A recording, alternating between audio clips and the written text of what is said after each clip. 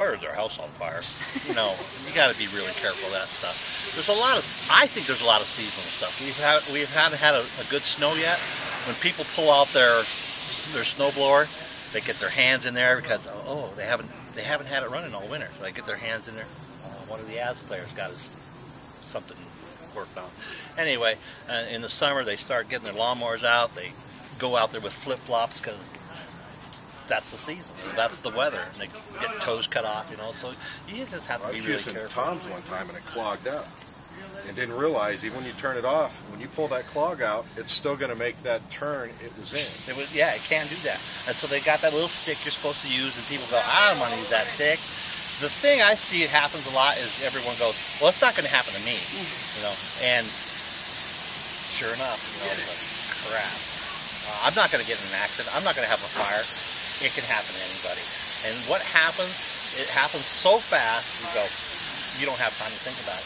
Like JD was saying, you know, extinguishers, you really need to check those extinguishers. Make sure they're up, make sure they're running, you know, charged up, make sure they're available. And a lot of people don't have extinguishers in their home. You know, you should, one of the problems we had, I was with South Metro.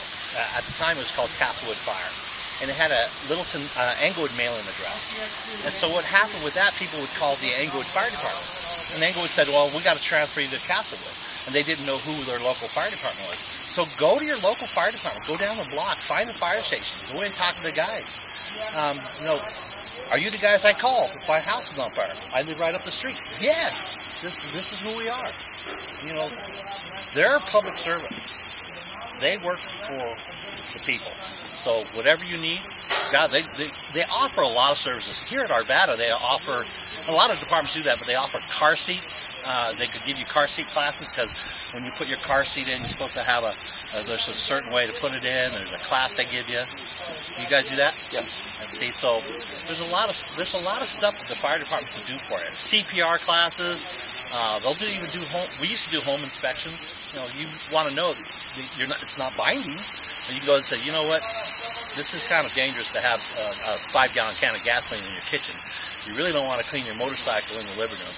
And the only reason we bring stuff up like that because those stories have happened. You know, those are things that are happening. So it's like, okay, and we make fun of it, but people do goofy things.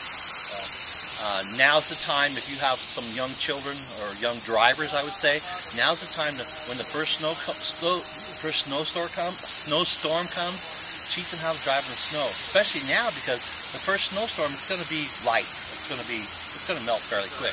January, February, when it sticks to the ground a little more, they're going to have trouble. So now's the time to teach them. So teach them beforehand.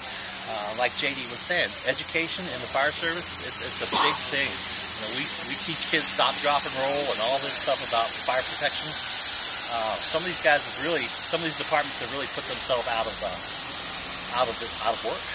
Now, what can somebody expect that wants to possibly come to school to be a firefighter? You were telling me you give them a little speech.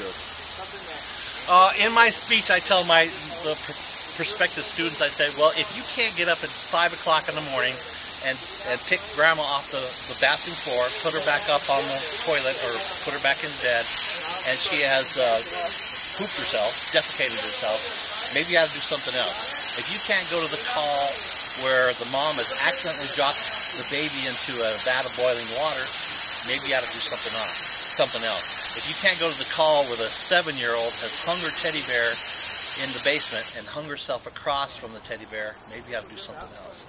And I tell these students, I didn't make this up. I've been to those calls. I've seen that. People do things that it's ugly. I had one of our students was first on the scene of an auto accident. He was a student in the academy. The guys ripped his arm off in this auto accident. It was pretty hard to take.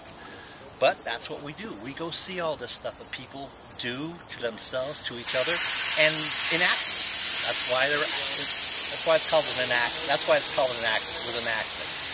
But one of the other guys, Dave, works for Aurora. Aurora, you know, he went to a shooting last night. The guy was shot in the abdomen 3 times. So people do a lot of stuff to each other. So who gets called? The fire guys.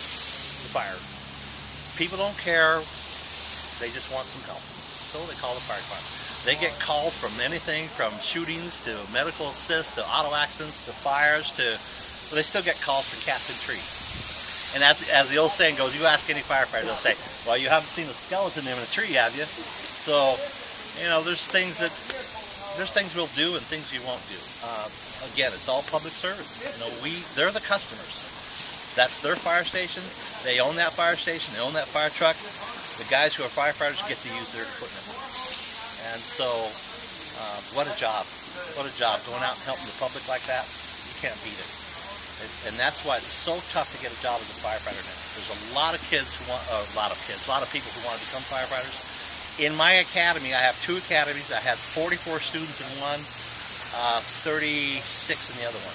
And by the end of the semester, this is the 13th week. We have 2 weeks left.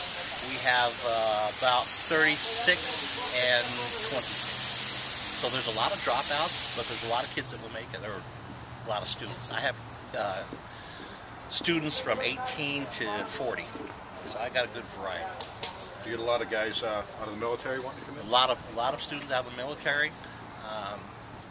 I sign them right up. They want in my academy, I put them in. I thank them for their service to our country. We put them right in the academy. No questions asked. They go right in. We have, and this is rather interesting, we have a lot of students who have degrees already. They may have a degree in whatever, chemical engineering or whatever. One guy had a degree in flower something arrangements, I don't know. And they said, well, I can't find a job. Well, so they want to get in the fire service. We have a pretty good ratio of success with our students. At one point we had, and it's hard to gauge it, at one point we had 47% of our students getting a job somewhere in the Denver metro area. But I have students all across the United States. I have students in Raton, New Mexico, Corpus Christi, Boston. I mean, they're all over, and including the Denver metro area. So I have students that come from all over the United States to come to this fire academy. I think we're a pretty prestigious fire academy. I have instructors from just about every department in the Denver metro area working for me at this academy. So they know the latest and greatest. So that's when you talk to JD, every one of these guys are online somewhere. And if they're not being paid, there's a couple guys who are volunteering. And so they're up on the latest and greatest. So I use them to keep up with what's going on in the industry, because it's constantly changing. It used to be many years ago, you could get a thermal imaging camera that would show you the heat, and it would cost you anywhere from $30,000 to $60,000. Now the price has gone down to an acceptable rate, anywhere from a couple thousand. And so that's some of the advances in the fire service that I can't keep up with. These guys do. And so we try and give our students the latest and the greatest information we can, so they can be ready. I like to call this a preparatory school, because we prepare them to take their Colorado Firefighter 1 exam with the state of Colorado, so they can. Now they leave your school certified. Most of them do, because they have to take an exam, and if they don't score high enough, then they can retest. But most of them do pass my class in my academy and go on to be volunteers or firefighters. I have a lot of students go out and volunteer. So Red Rocks Community College, Red Rocks Fire Academy, well known. I think if you stop just about any station and ask them where should I go to learn how to be a firefighter, Red Rocks, that name is going to come up. I think we got a ton of good footage. Good, yeah. You use whatever. I mean, I'll talk all day about